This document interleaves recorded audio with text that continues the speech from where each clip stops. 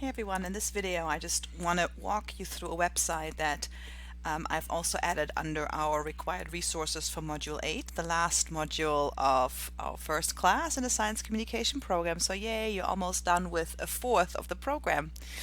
And this video will focus on the use of that, as the title of this website already gives away. And I've noticed this with a lot of in a lot of papers I've been reading over the past 7 weeks, that sometimes folks have a tendency to not use quote unquote that, when it's really necessary. And I think there's a tendency by writing instructors, and I've heard this myself from various writing instructors early on in my career, about don't overuse that or don't use it when needed and so on.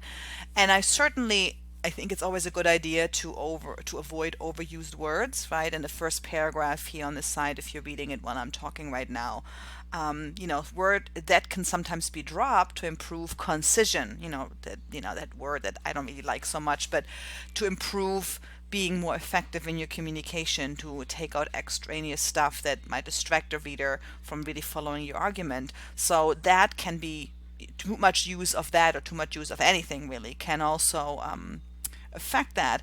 But when it's critical to the meaning of a sentence, it can be really confusing it not being there. And for a lot of writing around complex scientific topics, I find that in quotes, that needs to be there. So for example, since I just said, I find that needs to be there. Obviously, there would have been a that, XYZ, that had to be there. It helps knowing that you're introducing what we call in sort of grammar lingo in a dependent clause, right? The dependent clause. I'll show you some examples here on this website. Some of this is very technical, but that's why I wanted to record a quick video and walk you through it. I'm leaving out the first one, where that is used as a pronoun demonstrative adjective. You definitely know, you definitely need it there. But this is the reason, or the sentence kind of types of sentences where I see writers leave out that a lot, and it can be a little bit confusing for a reader, especially if the phrase that comes after that is fairly complex and long. So these are some great examples actually from research writing. So if you look at the first one right here, I'm trying to see if I'm using a different recording software now, if I can highlight this, but you might see my mouse right here. Smith reported that more research was necessary, right? And so the dependent clause is here, that more research was necessary. And if you leave out that Smith reported more research was necessary, you could probably get away with it. It's a shorter sentence. It gets a lot more complex when you have longer, when the stuff in blue is a little bit longer and more complex. The second example here, I'm marking with my mouse, the authors hypothesized that there would be significant results. The additional thing I think that does is it makes really clear what authors hypothesize. So depending what else you put in your sentence, that is necessary to really clearly state what is being hypothesized. And then the last example, Jones 2014 asserted that confidentiality was maintained throughout the study. So again, that serves as a marker to clearly communicate what Jones has been asserting or is asserting. All right. So, and the site gives you some tips about how to determine if you know it's a dependent clause and so on. And so in formal written English here, for clarity, most academic writers choose to keep that when it introduces a noun clause. Gosh, I can't speak. In a lot of journalistic writing or less formal writing, you might see writers leave out the term that more frequently. But it gives you some examples here where it could lead to some misinterpretation. And again, think about your readers as already being taxed by trying to understand complexities in terms of your subject.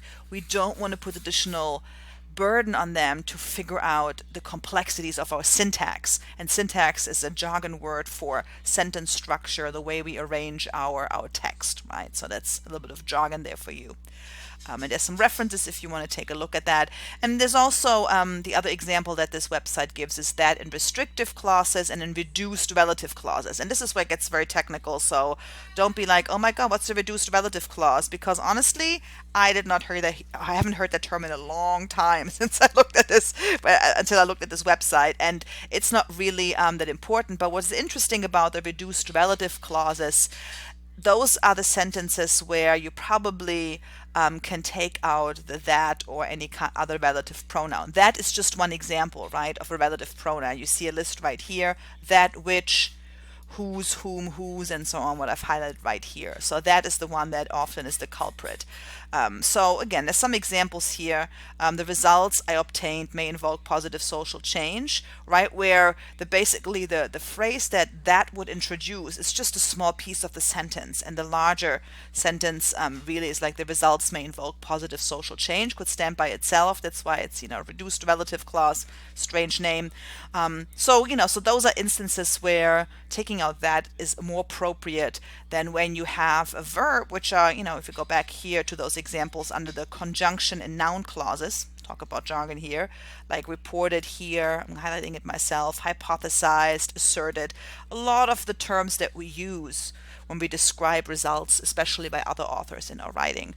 So take a look at this website. It gives some really good examples. Again, some of it can be a little technical and linguistic, jargony in that sense, but it does provide a good overview, and really I think should hopefully empower you to know that you can use that in your sentences, and it's not repetitive if you use it in like every other sentence. It really depends on what you're saying. Well, if you're writing a lot based on other people's work, you will probably be using a lot of that, and that's okay.